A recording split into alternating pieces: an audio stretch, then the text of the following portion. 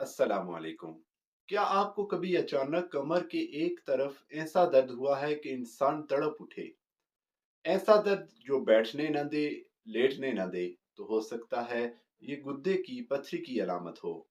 आज हम इसी अहम मसले पर बात करेंगे और आपसे गुजारिश है कि वीडियो आखिर तक जरूर देखिए, क्योंकि आखिर में आपको एक निहायत अहम बात बताऊंगा जो आपको इस तकलीफ से निजात भी दिला सकती है।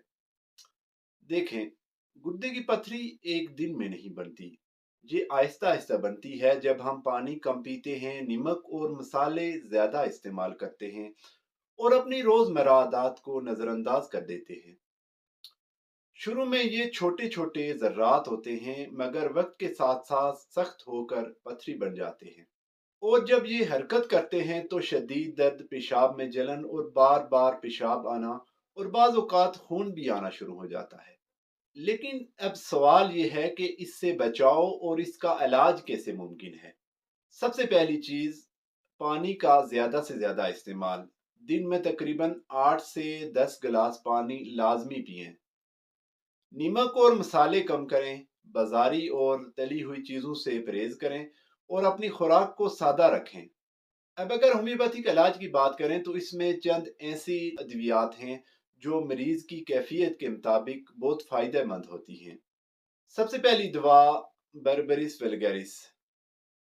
ये उस वक्त दी जाती है जब कमर के एक तरफ से दर्द शुरू होकर आगे की तरफ आता है और मरीज को खिंचाव या चुभन महसूस होती है। उसके बाद है कैंथरस। ये उस वक्त दी जाती है जब पेशाब में शदीद जलन हो, पेशाब बार बार आए और बार बार थोड़ा थोड़ा आए। उसके बाद जो दवा है वो है सरसप्रेला।